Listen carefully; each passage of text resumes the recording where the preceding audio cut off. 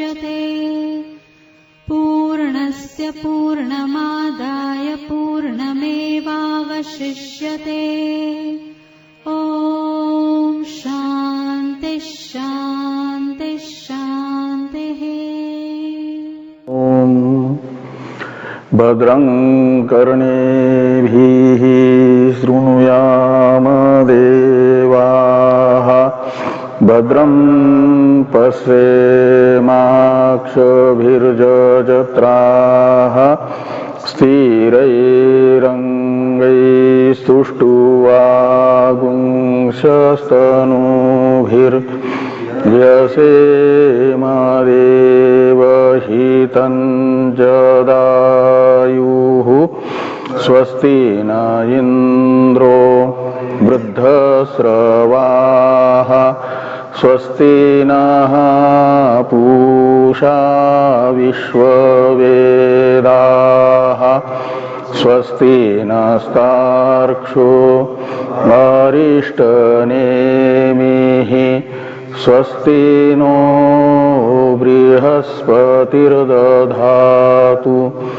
ॐ शान्ति शान्ति शान्तिः। शङ्करं शङ्कराचार्यं केशवं बादरायणं सूत्रभाष्य कृतौ वन्दे भगवन्तौ पुनः पुनः। ईश्वरो गुरुरात्मेति मूर्तिभेदविभागिने व्योमवद्व्याप्तदेहाय दक्षिणामूर्तये नमः।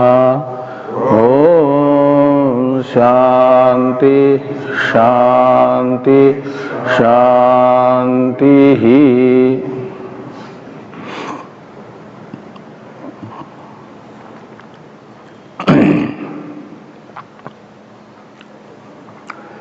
अथर्ववेदीय ब्राह्मण भाग की प्रश्नोपनिषद के पंचम प्रकरण का विचार हम लोग कर रहे हैं। इस प्रकरण की पंचम कंडिका का विचार हो रहा है। पूर्ववर्ती तृतीय तथा चतुर्थ कंडिका में आचार्य पिपलाद जी ने समस्त ओंकार उपासना की प्रशंसा के लिए एक एक ओंकार की उपासना भी सफल है, तो समस्त ओंकार की उपासना निश्चित ही फलवती होगी। इस विषय में क्या कहना है? ऐसे कैमुतिक न्याय से ओंकार उपासना को प्रशस्त बताया अन्य उपासनाओं की अपेक्षा। आकार मात्रा तथा उकार मात्रा की उपासना का फल बताया गया। क्रमतः पृथ्वी लोक पर साधक मनुष्य के रूप में जन्म, आकार मात्रा उपासना का फल, उकार मात्रा उपासना के फल के रूप में बताया गया स्वर्ग में देवता बनना, तत्पश्चात पृथ्वी पर आकर के फिर मनुष्य बनना। और ओंकार की जो तृतीय मात्रा है मकार, उस तृतीय मात्रा की उपासना का फल पंचम कंडिका में बता करके फिर पंचम कंडिका में ही समस्त ओंकार की उपासना जो इस प्रकरण में अपेक्षित है उसका विधान किया। तो पहले यह पुनरेतम त्रिमात्रेण, इससे ये बताया गया कि त्रिमात्र का मतलब ओंकार की तृतीय मात्रा मकार, और उस मकारात्मक तृतीय मात्रा का ही समस्त ओंकार समझ करके ध्यान करता है ध्याता, तो उसके फलस्वरूप वह साम मंत्र अभिमानी देवताओं के द्वारा ब्रह्मलोक ले जाया जाता है, और वहां पर ब्रह्मलोक के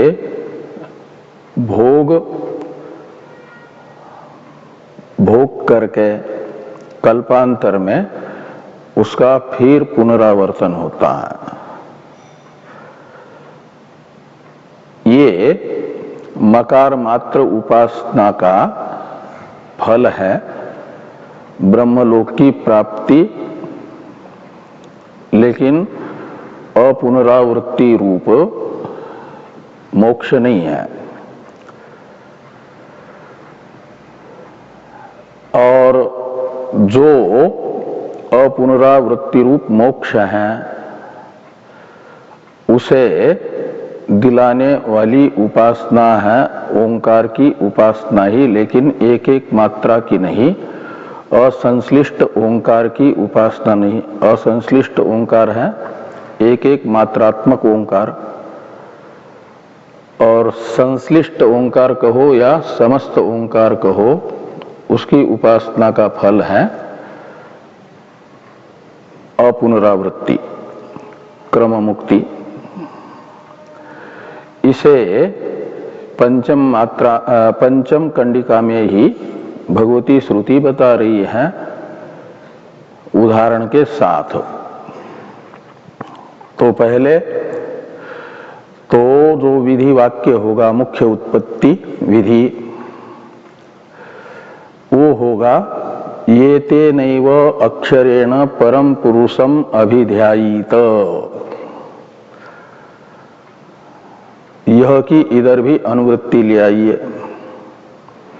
तो यह यानी यह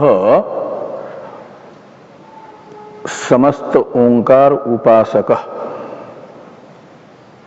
यह शब्द ओंकार के समस्त स्वरूप को जानने वाले उपासक का परामर्शक है, अधिकारी का परामर्शक है। पूर्ववर्ती तीन जो बताए गए वे तो ओंकार के एक एक मात्रात्मक स्वरूप के मात्र अभिज्ञाता थे, और यहां पर जब यह येते नैव अक्षरेण परम पुरुषम अभिध्यायीत ऐसा एक उत्पत्ति वाक्य बनाएंगे, उत्पत्ति विधि रूप वाक्य, तो उसका अर्थ निकलेगा यह शब्द का समस्त ओंकार स्वरूप अभिज्ञ, समस्त ओंकार के स्वरूप को जो जानता है वह अधिकारी। ये ते नैव अक्षरेण यानी ओंकार रूप आलम्बन का ही आश्रय लेकर के उसमें परम पुरुषम अभिध्यायित का मतलब पर पुरुष है जो अथ परा यया तद अक्षरम अधिगम्यते, इस वाक्य में तद अक्षर शब्दित परमात्मा, पूर्णत्वात् पुरुष, ऐसे पुरुष शब्द की व्युत्पत्ति करने से पुरुष शब्द का अर्थ निकलेगा देशतः कालतः वस्तुतः अपरिच्छिन्न, और वो है केवल परमात्मा ही पूर्ण। तो यद्यपि पूरी शयनात् पुरुष ऐसी उत्पत्ति करते हैं, तो पुरुष शब्द का प्रयोग श्रुति में कई बार जीवात्मा के लिए भी आया है। उस जीवात्मा का या अपर ब्रह्म का व्यावर्तन करने के लिए समष्टि सूक्ष्म शरीर अभिमानी कार्य ब्रह्म को भी पुरुष शब्द से कहा जाता है। हिरण्यगर्भ पुरुष, इन नामों से अपर ब्रह्म वो भी उपास्य है। और उस अपर ब्रह्म का व्यावर्तक विशेषण है यहाँ पर पुरुष की शब्द के साथ प्रयुक्त परम, ये विशेषण। तो परम पुरुषम का अर्थ निकलेगा पर ब्रह्म। और ये ते नैव अक्षरेण, यहाँ पर जो तृतीया है इस प्रकरण में द्वितीय अर्थ में है। द्वितीय अर्थ में ही तृतीया पहले भी बताई थी ना, इसलिए ये ते नैव अक्षरेण का अर्थ निकलेगा ये तम एव अक्षरम, परम पुरुषम अभिध्यायित का अर्थ है पर ब्रह्म की दृष्टि से समस्त ओंकार की उपासना करता है। ये ते नैव अक्षरेण, यहाँ पर ये अक्षर शब्द समस्त ओंकार का परामर्शक है। अश्नुते सर्वान इति अक्षरम, ऐसी अक्षर शब्द की उत्पत्ति करते हैं तो सब में जो व्याप्त है उसे अक्षर कहा जाएगा। और श्रुति ने कहा संपूर्ण जगत में ओंकार व्याप्त है। कैसे? तो उसके लिए उदाहरण छांदोग्य श्रुति में आया कि जैसे पीपल का सूखा हुआ पत्ता देखा कि नहीं,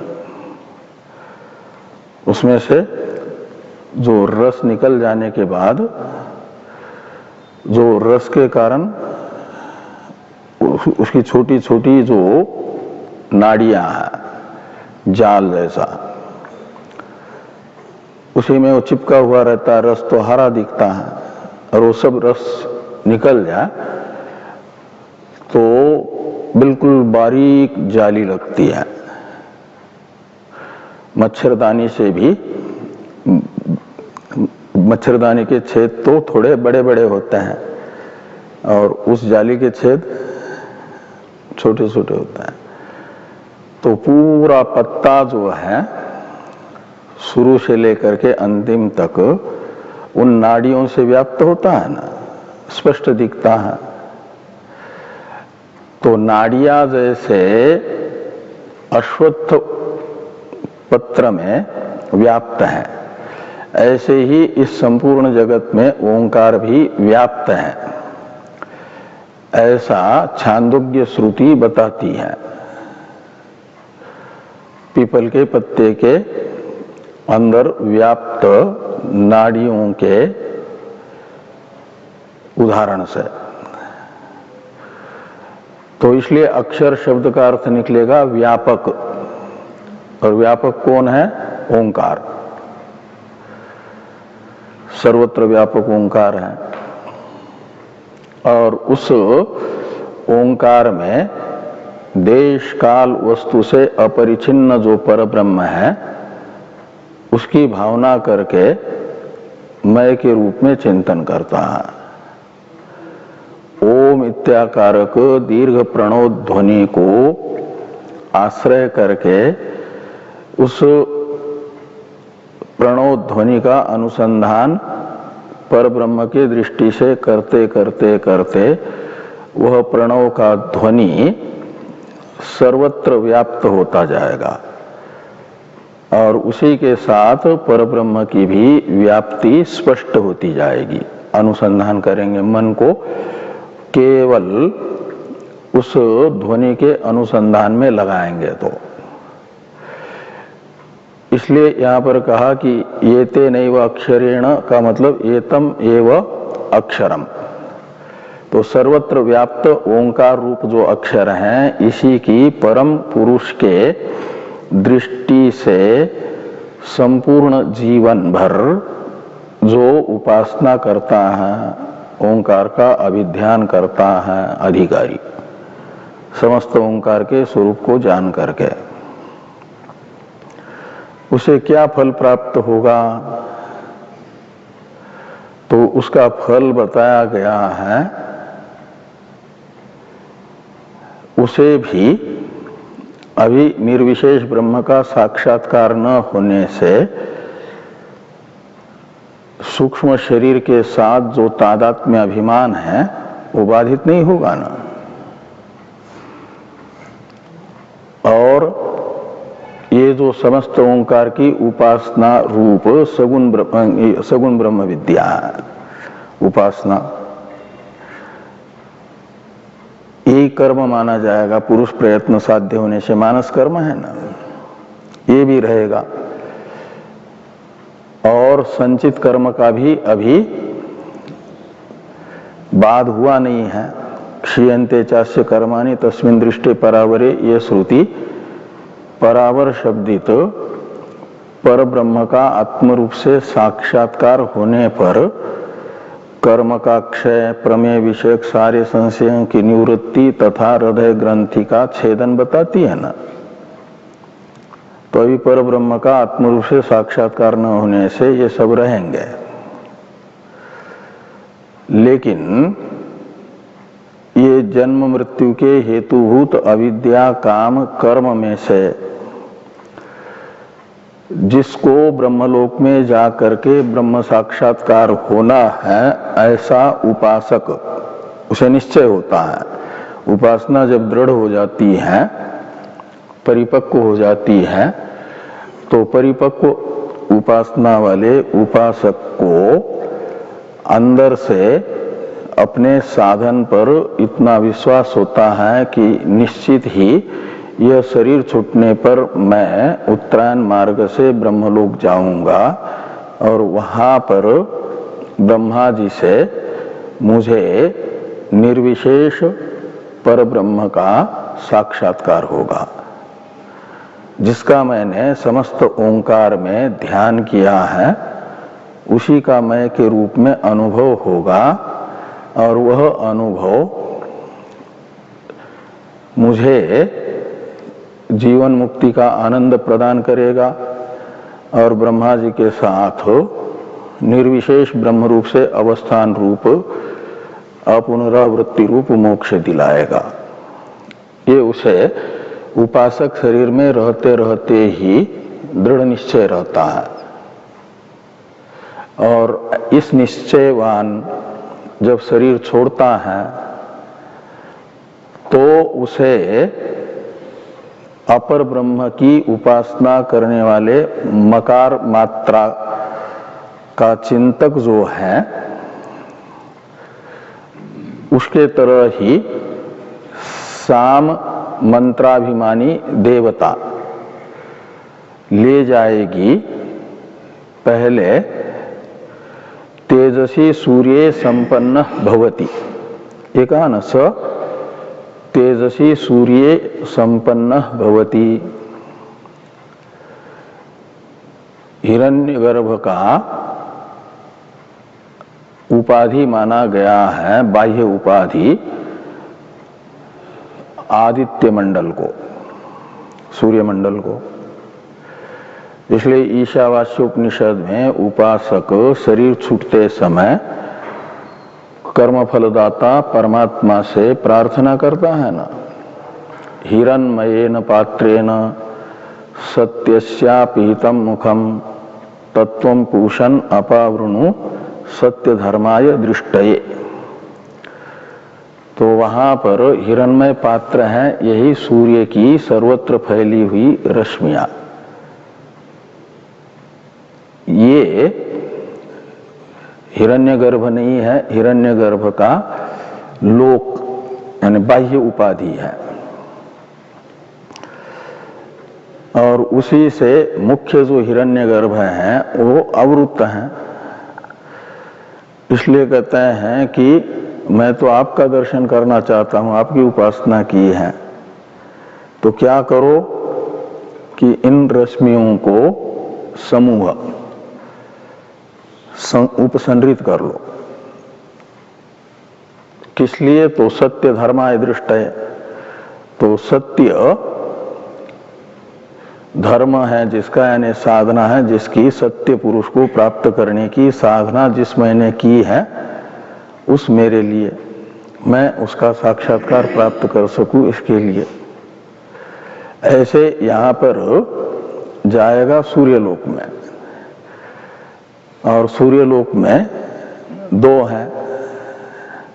एक तो हिरण्यश्मश्रु, हिरण्यकेशा इत्यादि से बताया गया हिरण्मय पुरुष है। वो हिरण्मय पुरुष है हिरण्यगर्भ। और इस ओंकार समस्त ओंकार उपासक ने हिरण्यगर्भ की उपासना नहीं की है। हिरण्यगर्भ तो अपर ब्रह्म है, पर ब्रह्म की दृष्टि से ओंकार की उपासना की है।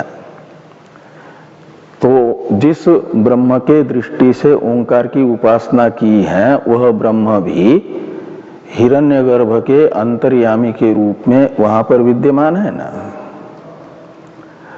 इसलिए वो क्या करता है कि हिरण्यगर्भ लोक में हिरण्यगर्भ का भी जो अंतर्यामी है, उस अंतर्यामी को प्राप्त करना उसका लक्ष्य है। इसलिए हिरण्यगर्भ की बाह्य उपाधि जो सूर्यमंडल है, उसी में मात्र अवस्थित नहीं होता, उसी का साहित्य प्राप्त नहीं करता। आगे बताया जाएगा कि वो वहां से भी ये सूर्य तेजसी सूर्य संपन्न भवति, ये एक प्रकार से महजनः तपः, इन नामों से कहे गए जो तीन लोक हैं, ब्रह्मलोक अंतपाती ही, जो प्रतीक उपासकों को प्राप्त होते हैं, केवल ब्रह्मलोक के भोग भोगने के लिए जाने वालों को, उनका परामर्शक है। और इसको तो वहां पर ब्रह्मा जी से ब्रह्मबोध प्राप्त करके मुक्त होना है, और ब्रह्मा जी रहते हैं सत्यलोक में। इसलिए सत्यलोक में जाएगा, वो खाली बीच में कुछ समय के लिए सूर्य में संपन्न होगा, यानी वहां पहुंच जाएगा। और फिर क्या करता है, तो ये सब जो उपासक शरीर छोड़ते समय ही जितने भी ये ओंकार की उपासना से अतिरिक्त अभुक्त कर्म तथा चिंतन है, उसके संचित कर्म और पहले का जो चिंतन है, वो यहीं छोड़ देता है, साथ में नहीं ले जाता। क्योंकि उसको मालूम है कि प्रारब्ध बन करके हमारा ये उपासना ही आएगी, फलाभिमुख होकर के। तो मृत्यु के समय प्रारब्ध बन करके ये समस्त ओंकार की उपासना ही आती है फल देने के लिए। और बाकी अज्ञानियों के जो संचित कर्म है और चिंतन है, वो क्या हो जाते हैं, बन जाते हैं संचित तथा वो सुप्त वासना, ऐसा बन जाता है। लेकिन ये जो है उपासक, ये अपने साथ इनको आने ही नहीं देगा, यहीं छोड़ देगा। जैसा कोई पर्वतारोहण करने वाला व्यक्ति, पर्वतों पर चढ़ना है उसको, तो जितना जरूरी सामान है कम से काम चलेगा, उतना तो साथ में ले जाएगा। और उसके पास और भी सामग्री है, वो पर्वत में एवरेस्ट चढ़ना है, तो इतनी सब सामग्री लेकर के चढ़ थोड़ी पाएगा। तो जितनी अनावश्यक है वो सब फेंक देगा कि नहीं फेंक देगा। बीच में शुरू में लगेगा कि ये भी चाहिए, ये भी चाहिए, ले जाएगा। और जब पता चलेगा कि ये ले जाना बड़ा मुश्किल होता जा रहा है, अनावश्यक भी है, तो छोड़ जाएगा। ऐसे संचित कर्म उसको उपयोग में आने ही नहीं है, जन्मांतर के हेतुभूत। क्योंकि एक जन्म मात्र ब्रह्मलोक में होना है, वो तो इस परब्रह्म की दृष्टि से ओंकार की उपासना के फलस्वरूप होगा और फिर मुक्त होना है, इसलिए बाकी सब कर्म यही छोड़ देता है। कैसे छोड़ देता है इसे समझाने के लिए उदाहरण है कि यथा पादोदरः त्वचा विनिर्मुच्यते एवं हवै स पाप्मना विनिर्मुक्तः।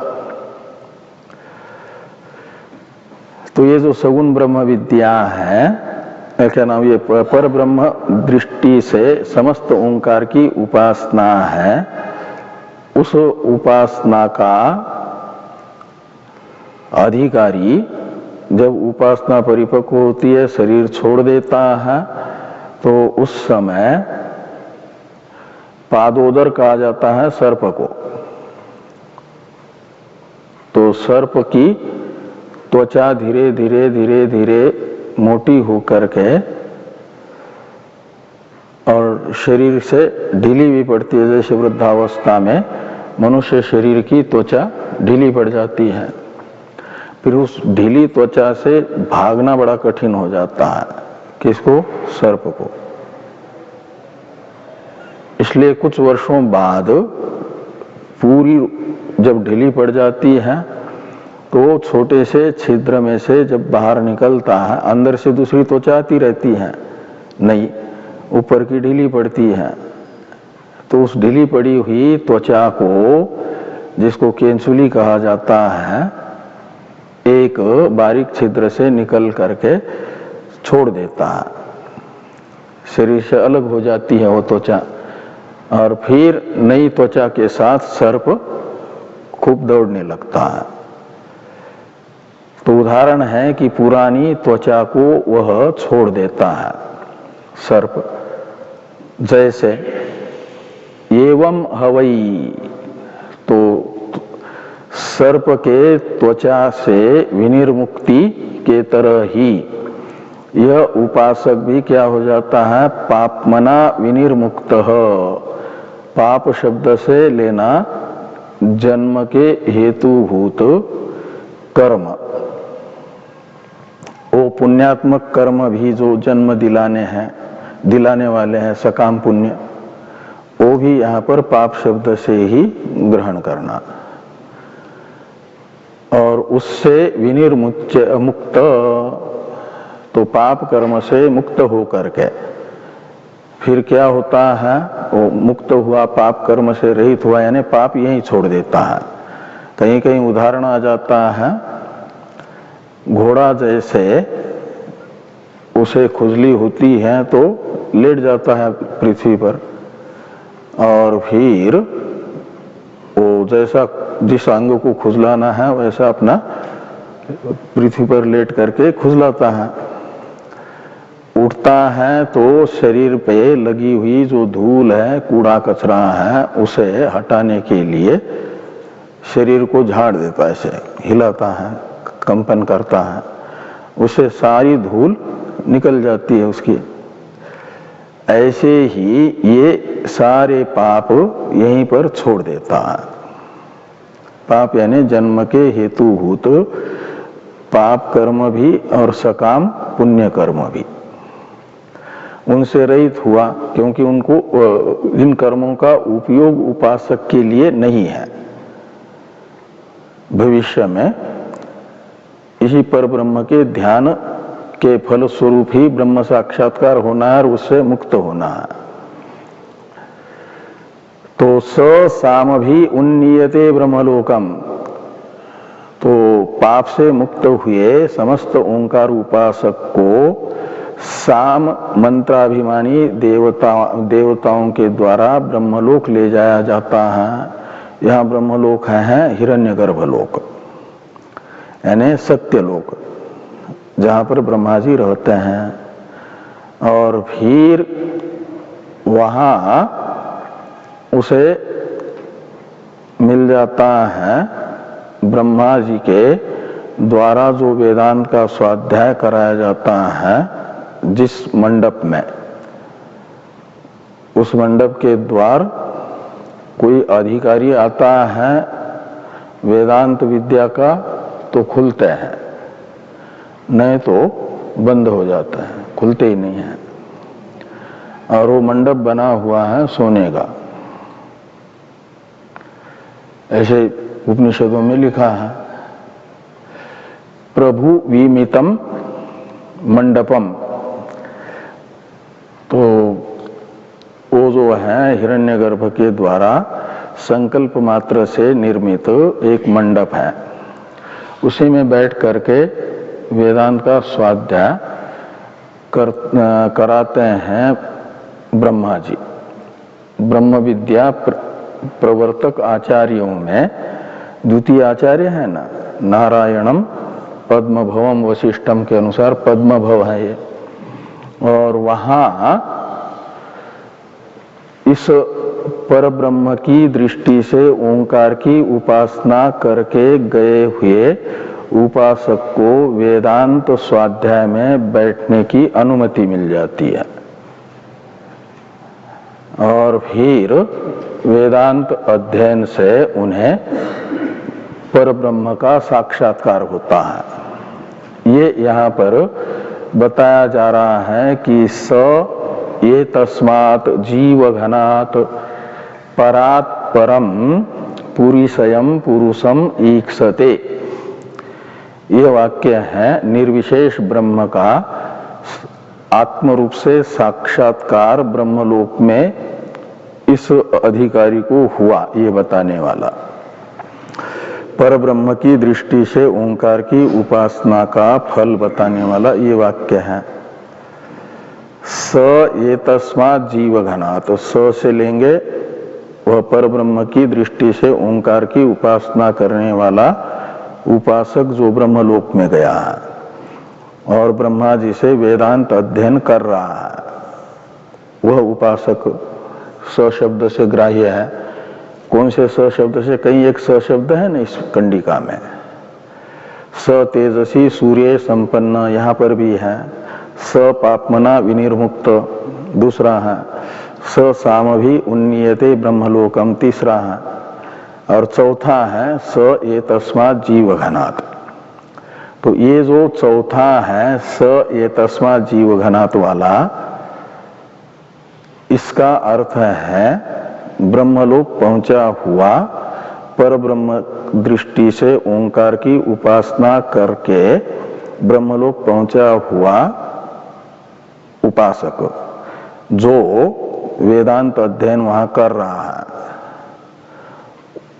उसे क्या तो ये ईक्षते का कर्ता होगा।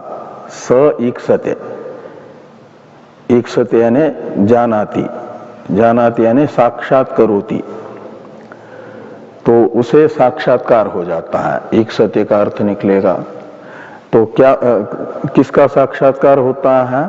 तो पुरुषम, तो उसे पुरुष का आत्मरूप से साक्षात्कार होता है। तो पुरुष कौन? तो कहते पुरीशयम,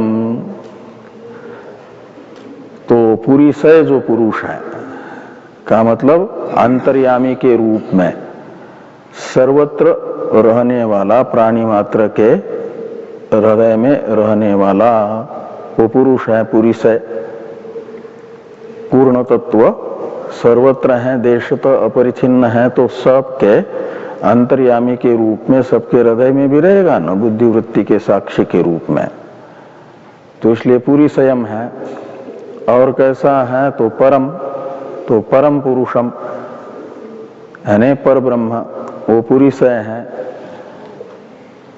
और किसकी अपेक्षा पर है? तो कहते ए तस्मात् जीव घनात्, तो जीव घन कहा जाता है समष्टि जीव को। समष्टि जीव है समष्टि सूक्ष्म शरीर उपाधिक जीव, वो है कार्य ब्रह्म। तो ये तस्मात् जीव घनात् शब्द से लिया जाएगा कार्य ब्रह्म को, और वो कार्य ब्रह्म भी परात, ये पंचम्यंत परात शब्द जो है जीव घनात् का विशेषण है ना, तो ये भी वेष्टि जीवों की अपेक्षा पर है। 84 लाख प्रकार की योनियों में विद्यमान जो जीव है उनकी अपेक्षा उत्कृष्ट है। समष्टि सूक्ष्म शरीर उपाधिक जीवघन कार्य ब्रह्म वेष्टि जीवों की अपेक्षा पर है, और उस पर जीवघन से भी जो पर है यानी उत्कृष्ट है। जो जीवघन है उनका तो जन्म हुआ है, जन्म हुआ है तो जातस्य ही ध्रुव मृत्यु के अनुसार विनाश भी होगा। इसलिए माना जाएगा कि ये विनाशी है। कौन? जीवघन। और परब्रह्म तो न जायते म्रियते वा विपश्चिन इत्यादि कठ मंत्र बताता है कि विपश्चित यानी ऐसा चेतन है जो न उत्पन्न होता है न नष्ट होता है, यानी षड भाव विकारों से रहित चेतन है पर पुरुष। और वह सभी शरीरों में अंतर्यामी के रूप में विद्यमान है, और वही सबकी आत्मा है, वास्तविक स्वरूप है सबका। इसलिए माना जाएगा कि मेरा भी वास्तविक स्वरूप वही है, ऐसा वो उपासक अनुभव करता है। इसलिए स परम पुरुष पुरुषयम पुरुषम ईक्षते यानी साक्षात करोति, कार्य ब्रह्म से भी पर अंतर्यामी का मैं के रूप में अनुभव करता है। इसलिए याज्ञवल्क्य जी ने बृहदारण्यक उपनिषद में कहा, ये सत आत्मा अंतर्यामी परेश्वर, यही तुम्हारा आत्मा है यानी वास्तविक स्वरूप है जो सबका अंतर्यामी है। तो इस प्रकार ये तेनैव अक्षरेण परम पुरुषम अभिध्यायित, ये हो गया उत्पत्ति वाक्य।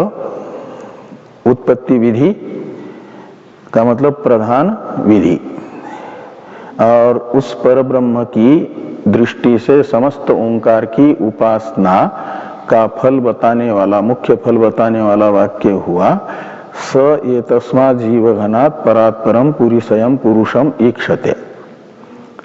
बाकी वहां तक का तो स साम भी उन्नीयते ब्रह्मलोकम, यहां तक का तो फल मकार मात्रा की उपासना करने वाले को भी प्राप्त होता ही है ना, व्यस्त ओंकार की उपासना करने वाले को भी।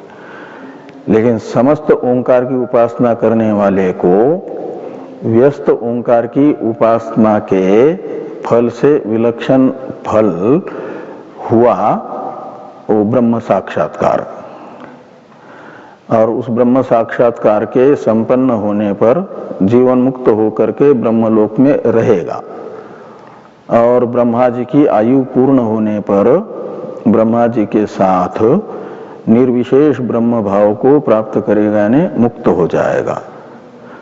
उतने समय के लिए ही ये उपासना का प्रारब्ध, उपासना रूप प्रारब्ध बना हुआ है फल देने के लिए उपासक को।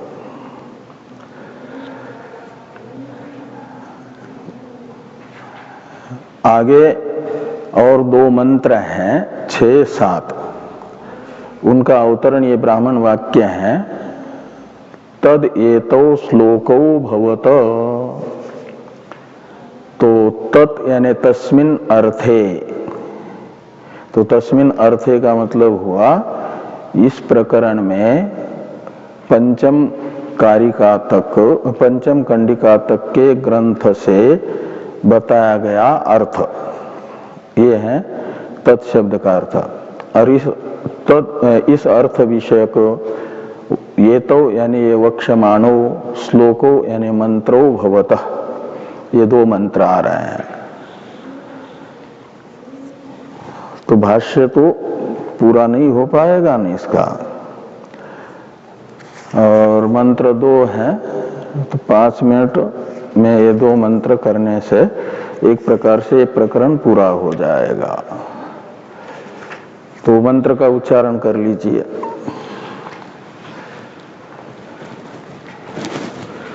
तो तीसरो मात्रा मृत्युमत्यः,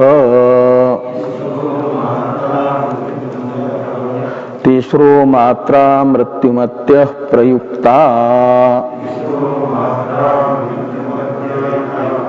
अन्योन्यसक्ता अनविप्रयुक्ता क्रियासु बाह्याभ्यंतर मध्यमासु सम्यक् प्रयुक्तासु न कंपते ज्ञः।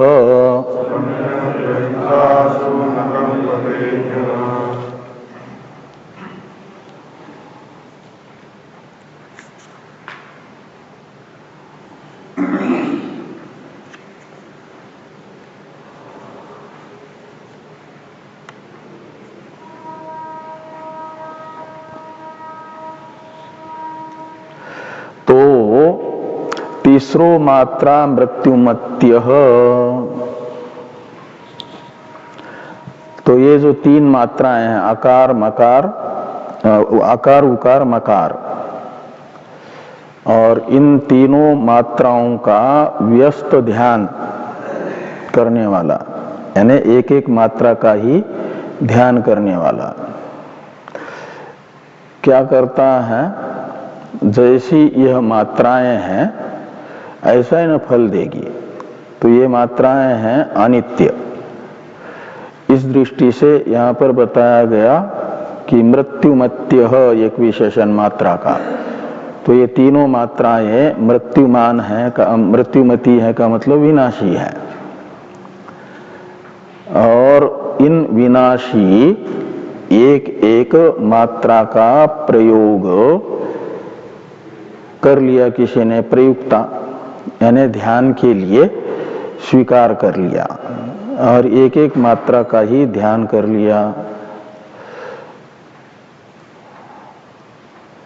अन्योन्य सक्ता अनविप्रयुक्ता, तो अन्योन्य सक्त उनका प्रयोग नहीं किया है। अन्योन्य सक्ता का मतलब है परस्पर संश्लिष्ट, और परस्पर संश्लिष्ट इनका प्रयोग नहीं किया। अनविप्रयुक्ता, अनविप्रयुक्ता में विप्रयुक्त का अर्थ है अलग अलग प्रयुक्त, एक एक मात्रा का प्रयोग, और अविप्रयुक्त का अर्थ निकलेगा एक एक मात्रा का प्रयोग नहीं किया, समस्त मात्राओं का प्रयोग। और फिर एक अविप्रयुक्त के साथ नए तत्पुरुष समास करके बना न अविप्रयुक्ता अनविप्रयुक्ता। इसका 2 बार नए का प्रयोग होने से अर्थ निकलेगा विप्रयुक्ता। एक प्रकार से दोनों नए को हटा देंगे तो क्या निकलेगा, विप्रयुक्ता। तो विप्रयुक्ता का अर्थ निकलेगा अलग अलग ही प्रयोग कर दिया, एक परस्पर संश्लिष्ट करके उनका प्रयोग नहीं किया।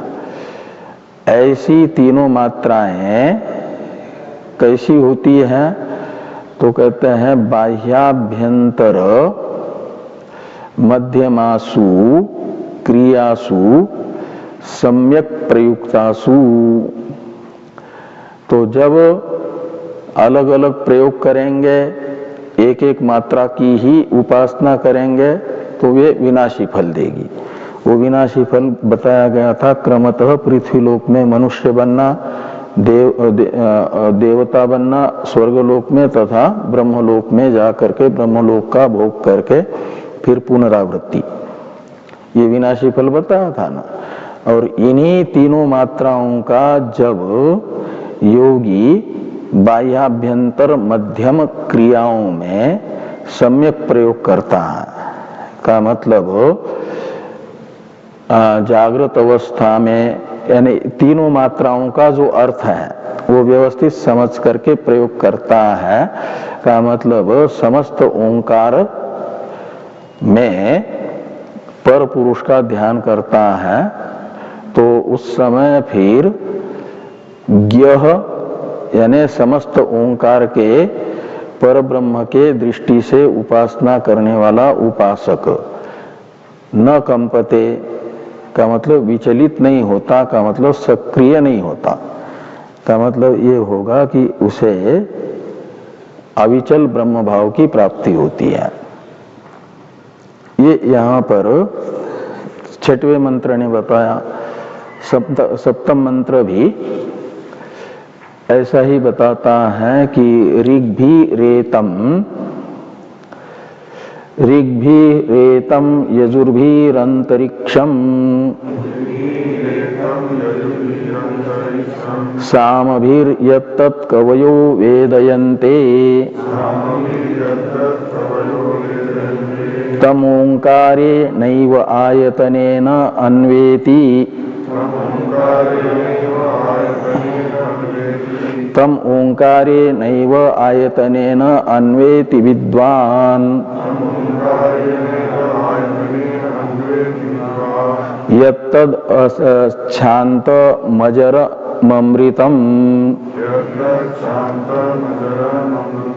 अभयं परञ्च इति। तो एतम ऋग्भि यानी ऋग अभिमानी देवताओं के द्वारा आकार मात्रा उपासक को एतम यानी पृथ्वी लोकम प्राप्यते, ऊपर से जोड़ देना उन्नीयते, और यजुर भी अंतरिक्षम, अंतरिक्ष से यहाँ स्वर्ग को लेना है, अंतरिक्षाधार, अंतरिक्ष है आधार जिसका, ऐसा स्वर्ग लोक यजु अभिमानी देवताओं के द्वारा प्राप्त कराया जाता है उकार मात्रा के उपासक को। और सामभीर यत्तत् कवयो वदन्ति, और साम अभिमानी देवताओं के द्वारा मकार मात्रा की उपासना करने वाले उपासक को ले जाया जाता है मेधावी लोक जहां पहुंचते हैं, का मतलब उपासक लोग पहुंचते हैं ब्रह्मलोक में। तो कवि कहते मेधावी, और मेधावी लोग जानते हैं कि उपासकों को कौन सा लोक प्राप्त होता है, वो होता है ब्रह्मलोक। इसलिए कहते हैं तम ओंकारे नैव आयतनेन अन्वेति विद्वान। तो उपासक जो है इन अलग अलग लोकत्रय को ओंकार की ही एक एक मात्रा की उपासना के फल स्वरूप प्राप्त करता है।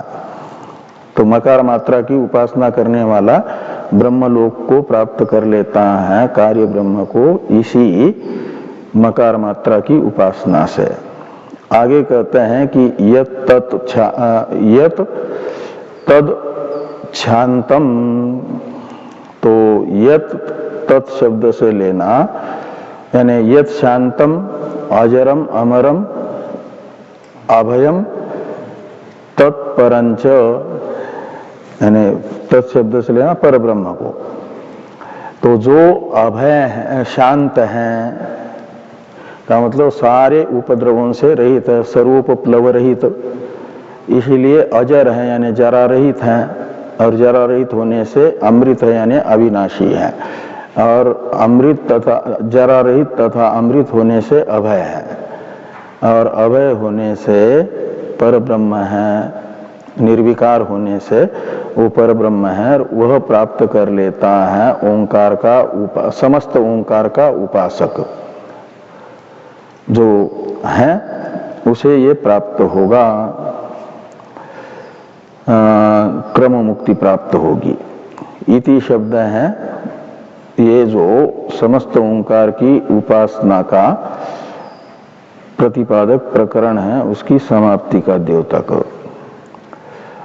इति अथर्ववेदीय प्रश्नोपनिषदि पंचमः प्रश्न।